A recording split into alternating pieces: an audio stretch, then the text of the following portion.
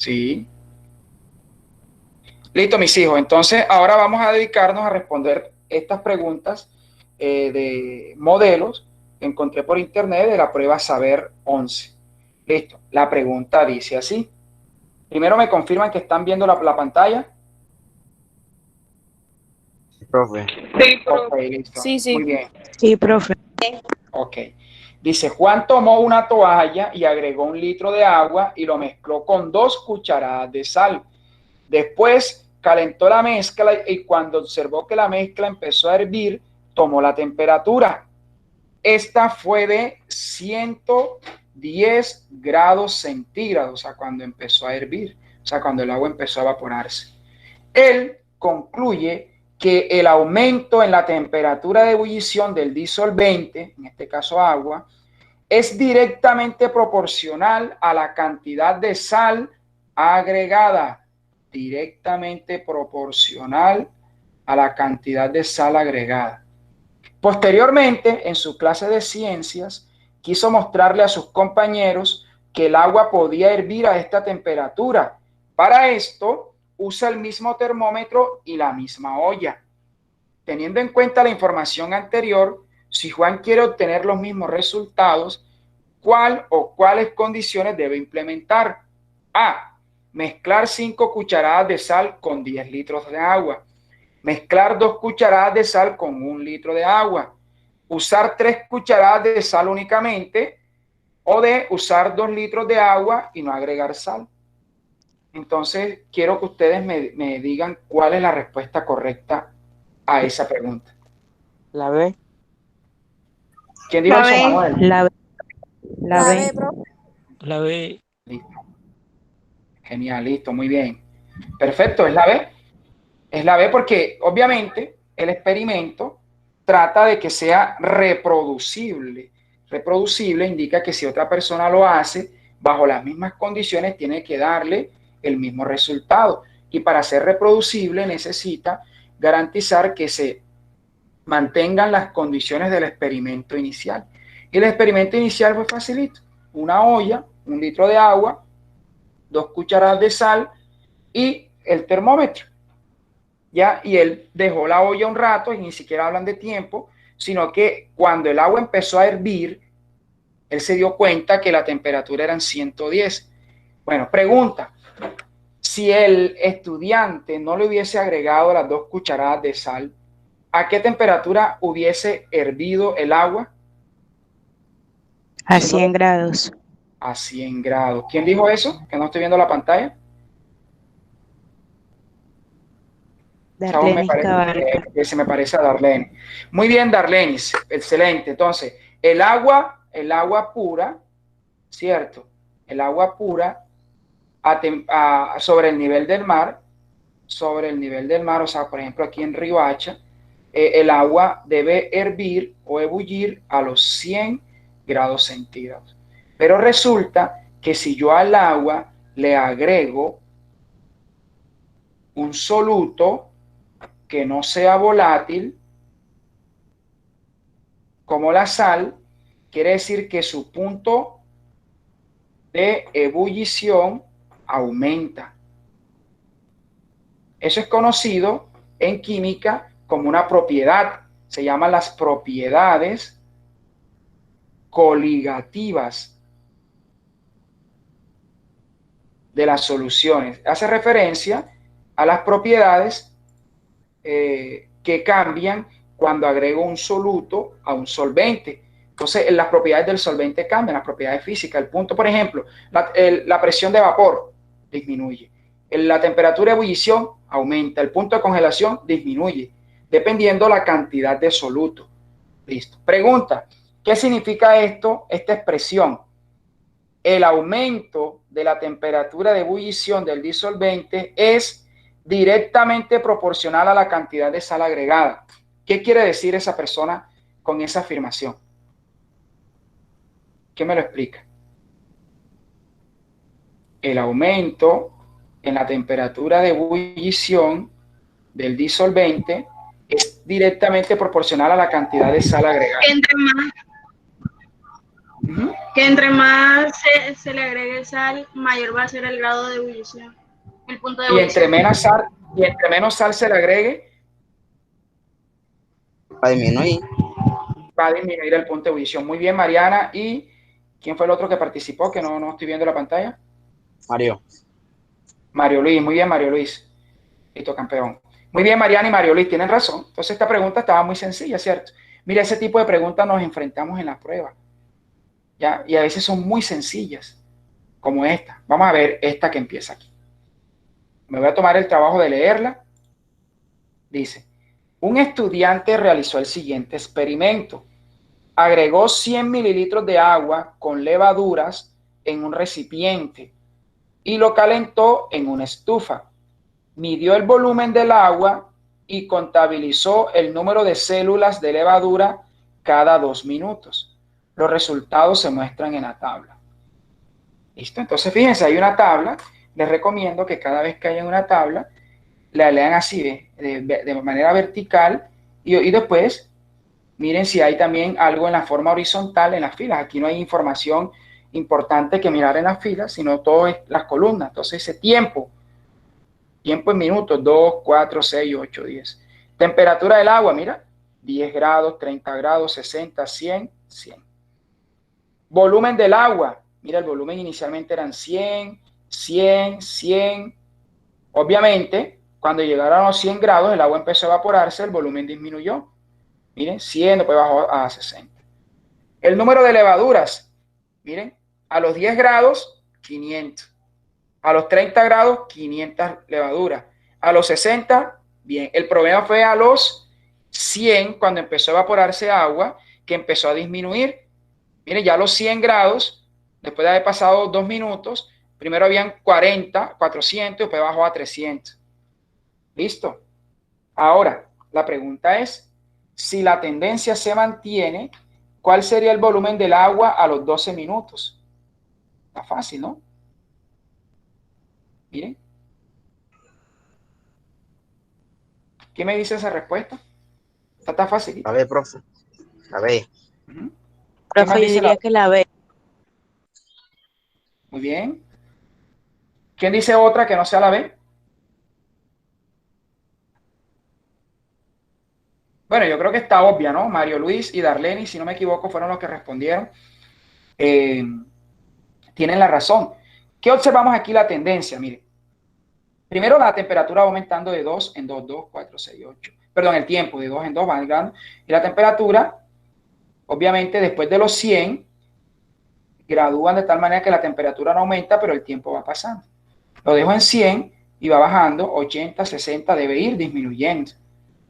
¿Ya? Entre 120 y 100, ¿no? El volumen ni siquiera va a aumentar, está incorrecto. Menor a 300 mililitros. Pues sí, obvio, ¿no?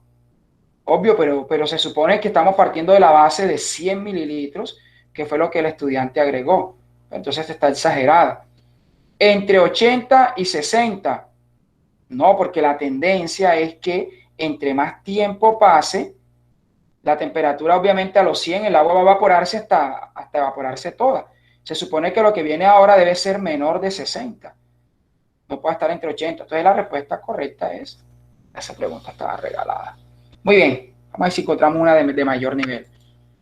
Vamos a ver esta, creo que esta empieza a subir el nivel. Listo. Aquí tenemos que responder varias preguntas con respecto a esta información. Bueno, dice. Para suministrarles agua potable a todas las personas, existen dos alternativas de potabilización. La estrategia más conocida es el uso de purificadores de agua que permiten obtener agua potable a partir de agua de mar o incluso de agua contaminada. Otra alternativa es la implementación de reacciones químicas que permitan generar unas especies conocidas como radicales libres, las cuales pueden degradar distintos contaminantes presentes en el agua. A continuación, se presentan las reacciones químicas que muestran cómo a partir del oxígeno O2, hierro Fe y luz solar, se puede obtener una de estas especies conocida como radical OH. Ojo, el radical es OH punto. Ni siquiera OH menos, no, sino punto. Ese punto indica un electrón desapareado. Listo, vamos a analizar bien la reacción. Bueno, empezamos que tengo el hierro más 3, ¿cierto? El catión férrico, más un electrón. Se supone que cuando el elemento está con carga positiva es porque ha perdido electrón, ¿cierto? Si ganó un electrón, pasó de hierro 3 a hierro 2, o sea, se redujo. Aquí hubo una reducción. ¿Ya? Una reducción también significa cuando un átomo gana electrones. Cuando un átomo gana electrones. Listo. Ok, ahora viene el oxígeno, la molécula de oxígeno, más 2 electrones, más 2 cationes H+, produce H2O2. Este es el famoso peróxido de hidrógeno. Listo. Ahora, el hierro 2 que se formó acá entra a unirse con el peróxido de hidrógeno en presencia de luz. Miren, y eso hace de que aquí hay una ruptura. Mira, el H2O es lo mismo que si yo tuviera la fórmula de Lewis, es esta. Miren. ¿Cierto? Entonces, ¿qué pasa? Vamos a recordar aquí un enlace químico. Recuerden que un enlace químico covalente se forma cuando se comparten 2 electrones. Aquí hay un electrón y aquí hay otro electrón. ¿Cierto? Bien, cuando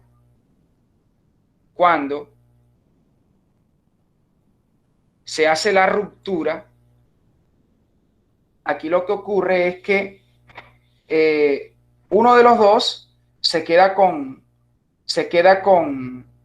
los electrones, por eso es que se forma un OH menos. En cambio, la otra especie, OH, queda desapareada. Ya queda un electrón libre ahí que no está apareado del oxígeno, y ese es el famoso radical libre. Este OH punto que está aquí. Listo. La pregunta, teniendo en cuenta la información anterior, ¿cuál de los siguientes enunciados describe correctamente lo que sucede en la reacción 2? Aquí está. En la reacción 2 dice: A. Reaccionan 2 moles de O2 con 2 moles de H+ y 2 moles de electrones para producir 2 moles de O. No, eso es falso. 2 moles es si aquí tuviese un número 2. Si tuvieron 2, ese 2 lo leemos en términos de moles. 2 moles de O2 más 2 moles de electrones más 2 moles de H+, produce, digamos aquí, 2 moles de H2O2. Pero no, eso no lo podemos leer de esa manera. O sea que la A la vamos a descartar. Un mol de H2O2 se descompone. No, estamos hablando de la reacción 2. En la reacción 2 no hay descomposición, al contrario, es una reacción de síntesis o combinación en la que se combina todo esto para producir un único producto que es este. Ya, si fuera al contrario, es decir, que la flecha estuviera invertida, que fuera apuntando para acá, yo diría, bueno, el H2O2 se descompone para producir esto. En este caso, no está ocurriendo esto. Pero puedo decir que el H2O2 se descompone. C.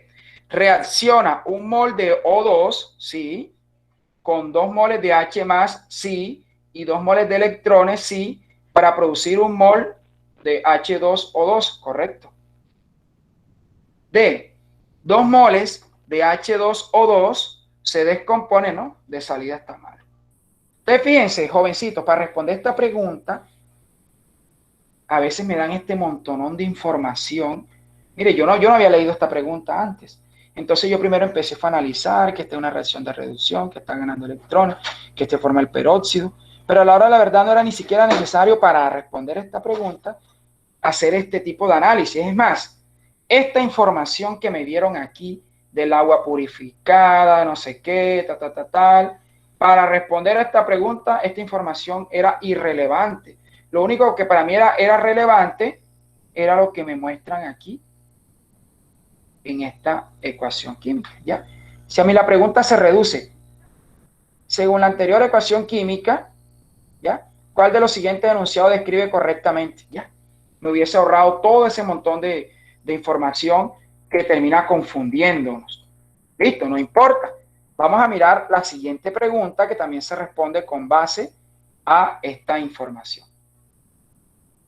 Listo, vamos a ver qué dice la siguiente pregunta. Dice, teniendo en cuenta la anterior información, ¿por qué la implementación de estas reacciones puede ser una estrategia factible para descontaminar fuentes hídricas rápidamente? Vamos a leer. A, porque el oxígeno O2 y luz solar son recursos naturales abundantes y solo necesitan adicionar hierro a agua contaminada para producir radicales libres que se encarguen de degradar los contaminantes presentes en el agua contaminada. ¿Sí? Eso me parece lógico, ¿cierto? Porque tenemos el oxígeno, es una fuente que tenemos libre en el ambiente, lo mismo la luz solar. Lo único que tendríamos que agregar era hierro para poder descontaminar. Bueno, eso puede ser de pronto, la pregunta es por qué la implementación de estas reacciones puede ser una estrategia factible. Factible es como una estrategia que se puede dar, como fácil de que se dé. Bueno.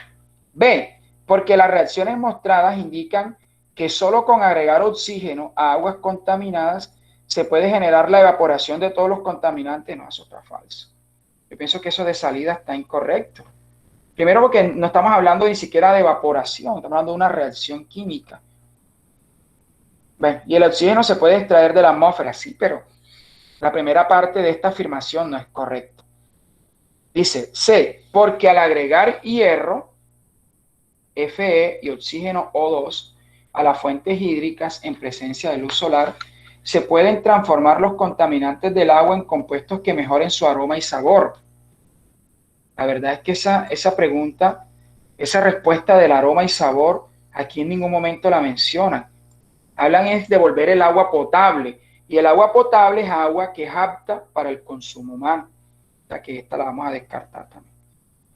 D, porque el hierro, Fe, forma una capa protectora sobre el agua y actúa como un filtro que no permite la formación de contaminantes sólidos o de radicales dañinos para el consumo humano. O sea, esa pregunta también está desfasada porque aquí no me hablan ni siquiera me hablan mucho del hierro, simplemente me dice que se necesita oxígeno y hierro, y yo veo aquí, en ningún momento me dicen que el hierro hace una capa protectora, que el hierro bloquea, no, nada. Ya. Lo único que yo entiendo de esta pregunta es que el oxígeno, la luz solar, son recursos naturales abundantes, sí. Y que solo se necesita adicionar hierro, sí, al agua contaminante para producir radicales libres que se encargan de degradar los contaminantes presentes en el agua contaminada. Efectivamente, aquí lo vemos. Miren, agregó hierro, el oxígeno forma el peróxido de hidrógeno. Al combinarse estos dos, se forma hierro 3 más y el radical libre. Este radical libre es el que se encarga de descontaminar. Fácil, preguntas muy fáciles. Bueno. Aquí. En la reacción 2 y 3, la sustancia H2O2 es un compuesto. Claro que sí. La razón por la que esta sustancia se considera compuesto es porque... Ay, Dios. Esa pregunta está muy fácil. Respóndanla ustedes, por favor. Díganme ustedes cuál es la respuesta correcta.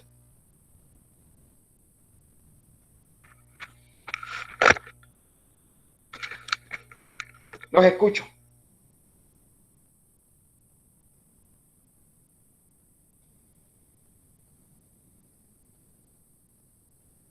¿Los escucho?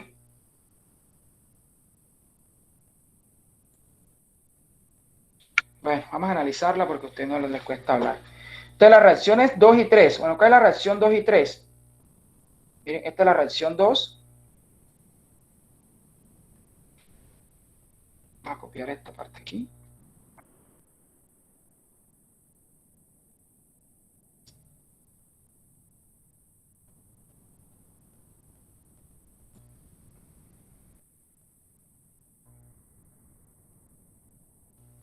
no se deja estirar. Bueno, la reacción 2, oxígeno más 2 electrones más tal, produce H2O2. Y la reacción, miren, aquí se forma lo que están diciendo que se forma el H2O2 y aquí reacciona el H2O2. La pregunta es, ¿por qué el H2O2 se considera un compuesto químico? ¿Ya? A, porque su carga total es cero y no tiene electrones en su estructura. B, actúa como producto y como reactivo en diferentes reacciones y solo los compuestos pueden hacer eso. C, se compone de dos elementos químicos unidos mediante un enlace. D, al reaccionar el Fe2+, se descomponen tres elementos de la tabla periódica y solo los compuestos se descomponen. Bueno,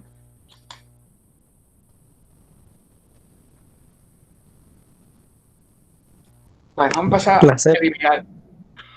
La C. ¿Quién dijo eso? Yo, profe, Kevin.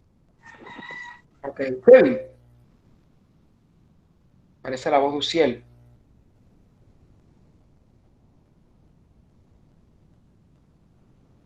Yo no veo a Kevin aquí.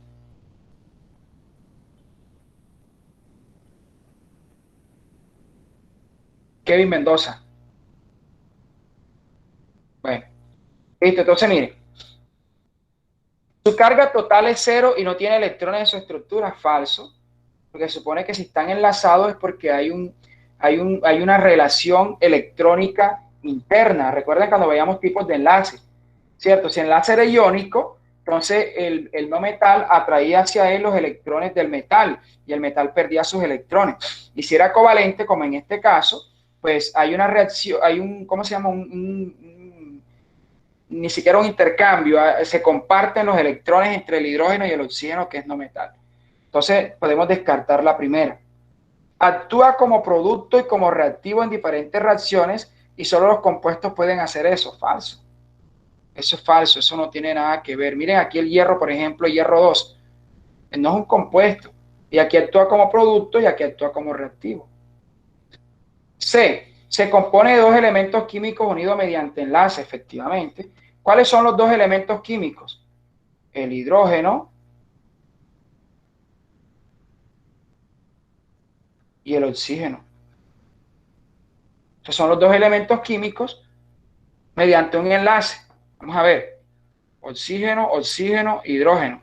Así es la estructura de Lewis del peróxido de hidrógeno. Oxígeno e hidrógeno se unen con un enlace. Oxígeno, oxígeno se unen con un enlace. Oxígeno y hidrógeno se unen con un enlace. Y D dice, al reaccionar con hierro se descompone en tres elementos. Aquí es donde empieza el problema.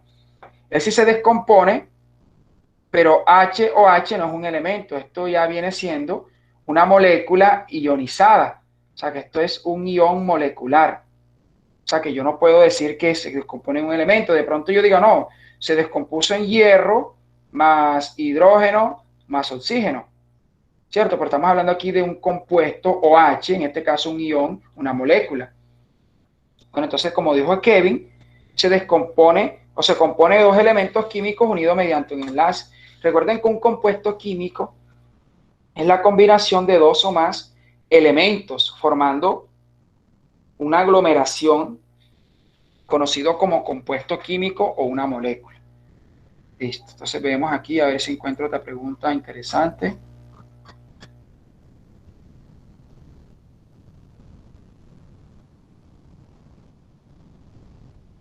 Vamos a analizar esta pregunta. Listo. Dice, a continuación se presentan los modelos atómicos de tres átomos. El átomo 1, el átomo 2 y el átomo 3 de un mismo elemento, donde se muestran el número de electrones, protones y neutrones. Listo. Por ejemplo, aquí tenemos que el primer elemento solamente tiene un protón y un electrón. Vamos a copiar esta pregunta, la vamos a llevar a Paint.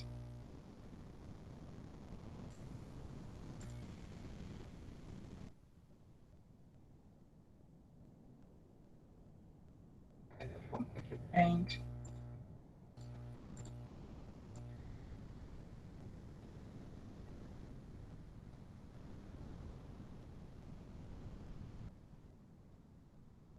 Vamos a analizarla aquí.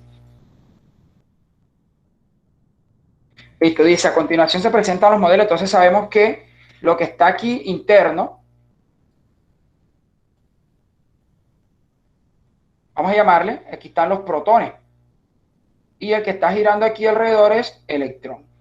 Bien, este segundo tiene un protón y tiene un neutrón, y tiene los electrones. Recuerden que las partículas subatómicas de electrones son los que giran alrededor del núcleo y tienen carga negativa. Dentro del núcleo se encuentran los protones que tienen carga negativa junto con los neutrones que no tienen carga. Este también tiene un solo electrón, tiene un protón, pero tiene un protón, lo simbolizamos así, y tiene dos neutrones. Este es un neutrón, este es el otro neutrón. Listo, teniendo en cuenta la información anterior, ¿cuál de las siguientes afirmaciones es válida acerca de la estructura de los anteriores átomos? Primero, el átomo 1 tiene más electrones que el átomo 3. Falso, los 3 tienen un electrón. Los 3 átomos tienen el mismo número de neutrones. Falso. Este tiene 2 neutrones, este tiene 1 y este no tiene. El átomo 2 tiene más electrones que el átomo 3. Falso. Y D, los 3 átomos tienen el mismo número de protones. Es verdadero. Usted tiene un protón y un protón. O sea, fíjense que esto no más es cuestión de lógica, chicos, porque aquí me dan la explicación. O sea, para responder este tipo de preguntas, si se dan cuenta, mira, la prueba de química es facilísima. Ya la prueba de química es facilísima. Es simplemente analizar, interpretar. Vamos a responder esta pregunta, a ver.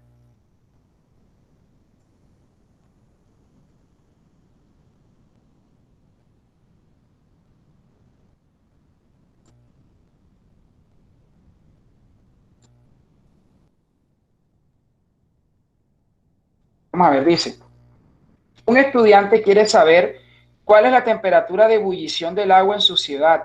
Para esto, él mide la temperatura de ebullición del agua con un termómetro de mercurio y mide el porcentaje de humedad. Y mide el porcentaje de humedad en un aparato llamado higrómetro. Ambas las toma en su ciudad. Él obtiene los resultados de la siguiente tabla. Temperatura medida 90 grados centígrados, humedad en el ambiente 42%. Listo. Pregunta. ¿Cuántas veces debe repetir el estudiante sus mediciones para confirmar los resultados?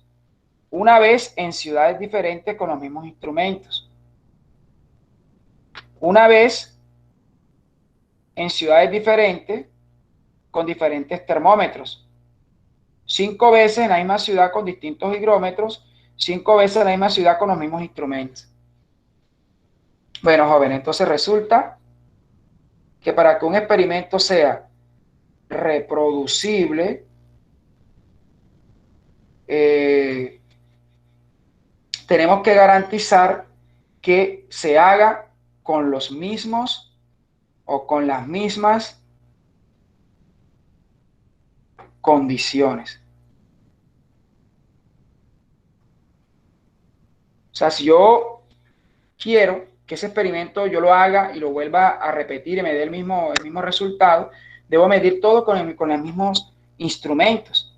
O sea que, y se recomienda siempre mínimo unas 5 veces repetir el mismo experimento, pero bajo las mismas condiciones, en la misma ciudad, porque él está midiendo la temperatura de ebullición de agua en su ciudad, tiene que estar ahí, ya, utilizar el mismo termómetro de mercurio y el porcentaje de humedad, medirlo con el mismo instrumento. ¿Ya? Porque a veces al cambiar de instrumento hay una descalibración o la sensibilidad de un instrumento con respecto al otro es diferente y ocasiona que las medidas no concuerden. Entonces, en este caso, lo que se recomienda es que el muchacho haga el experimento 5 veces en la misma ciudad con los mismos instrumentos. Muy fácil, ese tipo de preguntas muy fácil. No sé qué está pasando. Vamos a responder esta pregunta.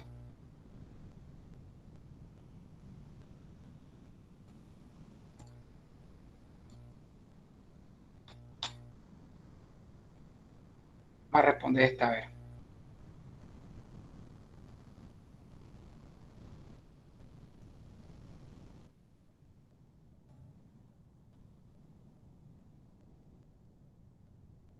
Muy bien. Dice, a continuación se muestra una gráfica que representa,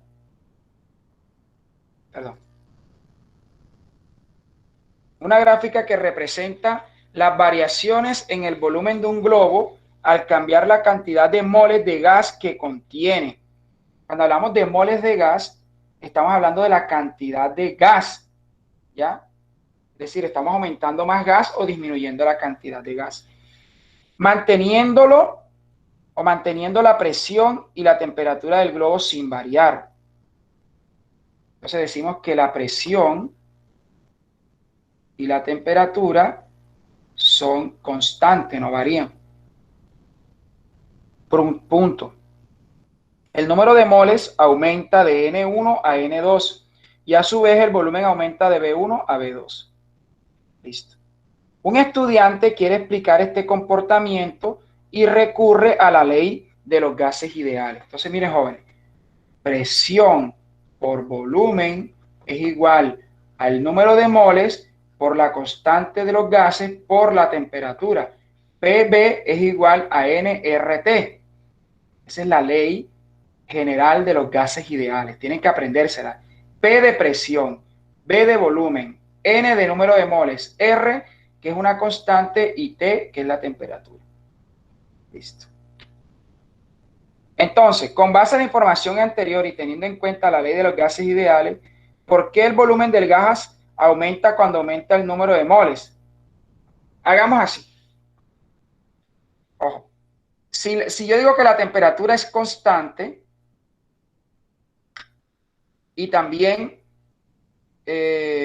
la presión, mira lo que me aparece. Me dice que el volumen es igual a R por N. Eso hace referencia de que el volumen es directamente proporcional al número de moles, ojo, cuando tenemos la presión y la temperatura constante. Presión y temperatura constante, tenemos que el volumen es directamente proporcional al número de moles. Aquí lo vemos. Cuando aumenta el número de moles, también aumenta el volumen. Cuando el volumen disminuye, también disminuye el número de moles. Entonces, la pregunta, repito, es ¿por qué el volumen del gas aumenta cuando aumenta el número de moles dentro del globo? A, porque más moléculas ocupan un mayor espacio, pues obvio. Número de moles, cantidad de gas. Si yo agrego más gas a un globo, el globo está así, lo inflo y queda pequeño. Le voy a agregar más moles de gas. ¿Qué hago? Lo inflo. ¿Qué pasa? Al meterle más moles, o sea, más gas, el volumen aumenta. ¿Porque cambió la identidad del gas? No, estamos hablando del mismo gas. Porque aumentó el tamaño de las moléculas. Los gases no aumentan su tamaño de la molécula. Porque el gas reaccionó con el globo. No, esa pregunta ni siquiera era necesario hacer una explicación mayor.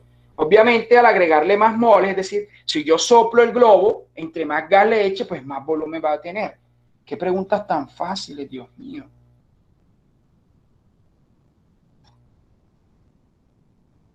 Vamos a mirar esto.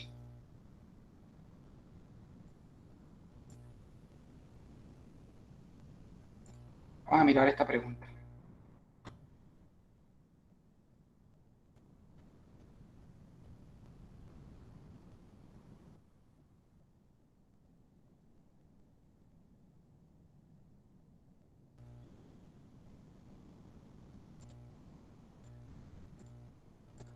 Tenemos esta pregunta, un momentico.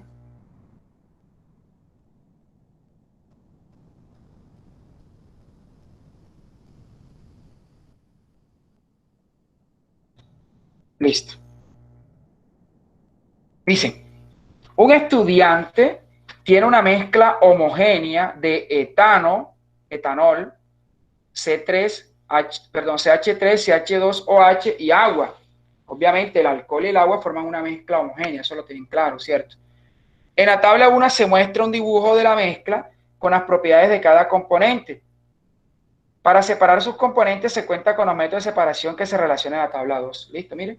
Tenemos que la densidad del agua es 1 y la del etanol es 0,78. El etanol es menos denso que el agua.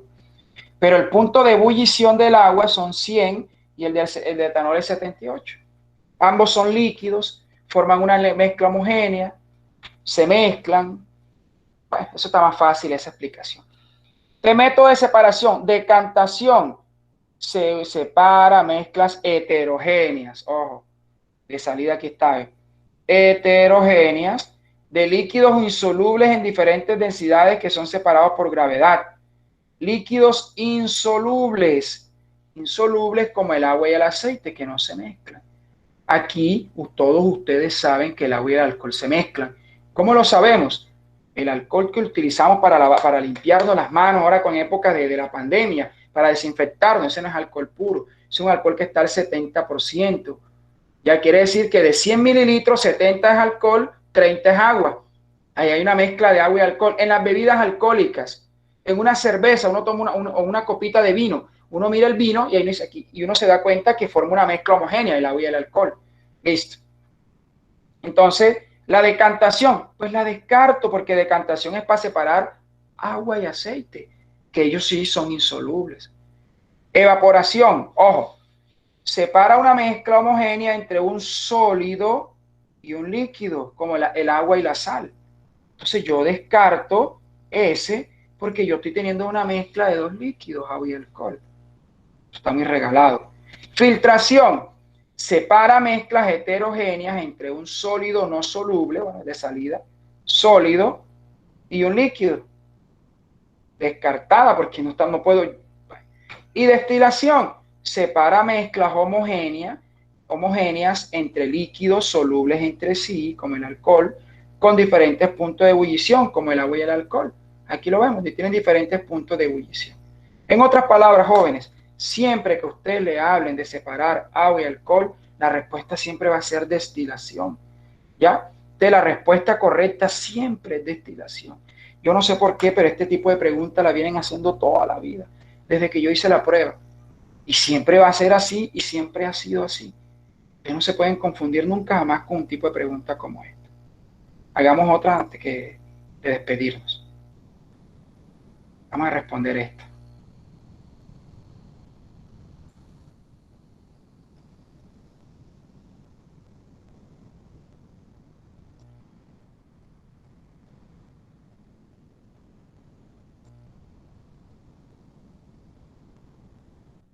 Pongamos esta.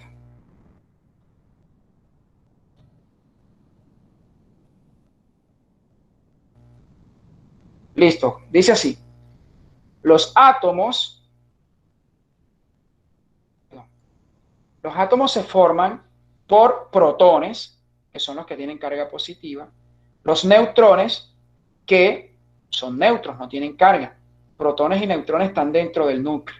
Y electrones, que son los de carga negativa, que giran alrededor del núcleo, según el modelo atómico de Bohr, ¿cierto? Ok. El número atómico Z, eso lo hemos visto muchas veces, representa el número de protones, es el número atómico, es igual al número de protones o de electrones si el átomo está neutro. Un átomo neutro es aquel que tiene igual número de protones que de electrones. Listo. La suma del número de protones y neutrones es el número de la masa. El número másico A se calcula sumando los protones más los neutrones. Perfecto. Y me hablan del sodio, miren.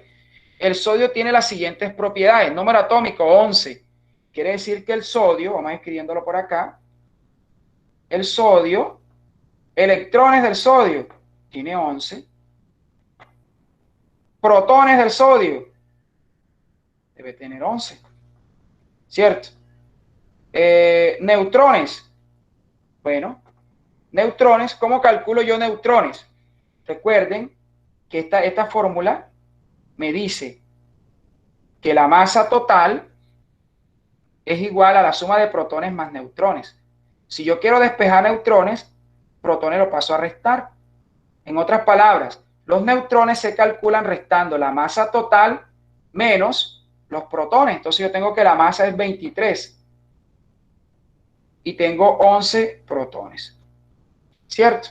Quiere decir que neutrones debo tener 12 neutrones, porque la resta de 23 menos 11 me da 12. Ahora, con base en la información anterior, se puede afirmar que el sodio neutro tiene 23 protones, falso. 23 protones, falso. Sabemos que el número atómico Z es 11 y que Z me indica el número de protones y de electrones cuando está neutro. Entonces está entre las dos últimas. Entonces 11 protones, 11 electrones y 11 neutrones. Esta está incorrecta. La respuesta correcta es la última, que dice 11 protones, 11 electrones y 12 neutrones. Facilito. Esas son preguntas tan, mire, tan sencillas que ustedes las pueden responder, mejor dicho. Vamos a responder esta última y dejamos hasta aquí. Vamos a ver.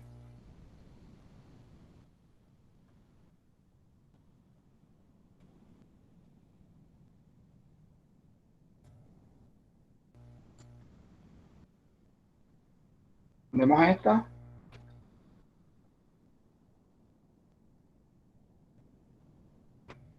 Listo, vamos a responder esta preguntita.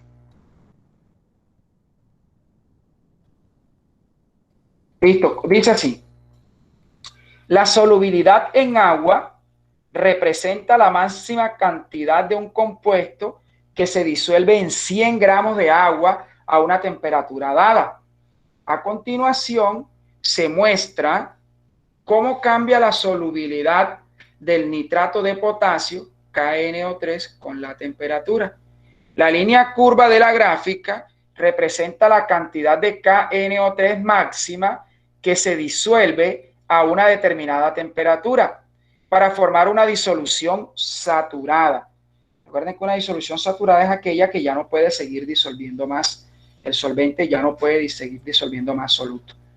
Cuando se adicionan cantidades de nitrato de potasio por debajo del máximo, se forma una solución insaturada.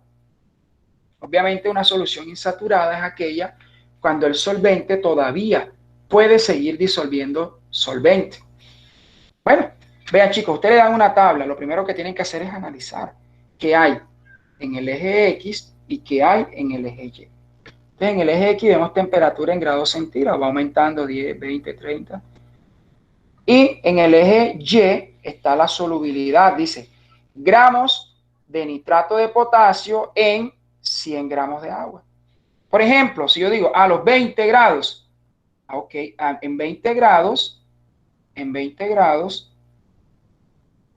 se van a disolver máximo 40 gramos de nitrato de potasio en 100.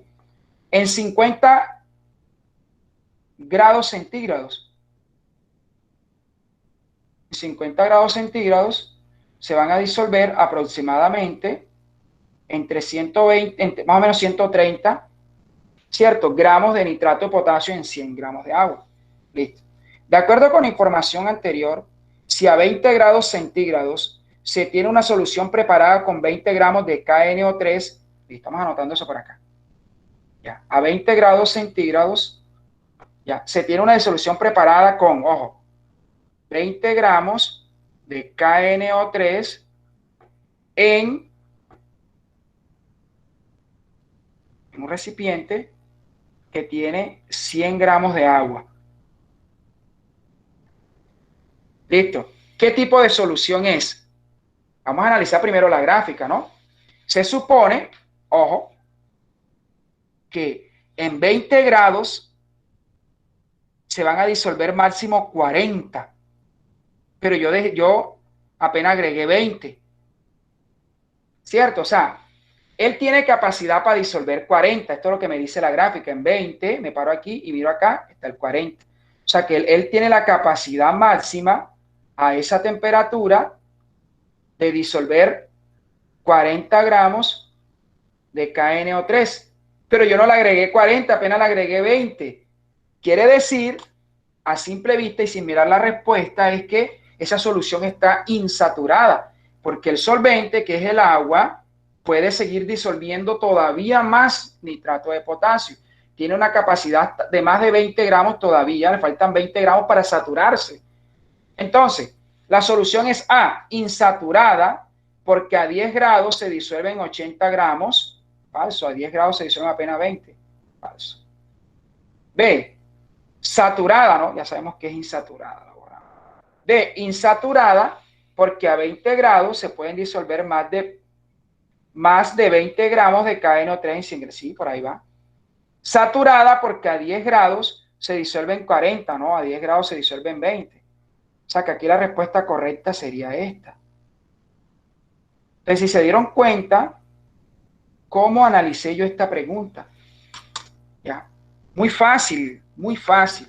Me pongo en el eje X, veo cómo cambia según la línea curva de la gráfica me indica cómo es la tendencia y siempre tengo que correlacionar el eje X con eje Y observar los puntos. Entonces, listo, mis hijos, aquí alcanzamos a responder un montón de preguntas. En la verdad que todas eran extremadamente fáciles. Todas eran muy fáciles. Listo, voy a dejar de grabar aquí, no se desconecten.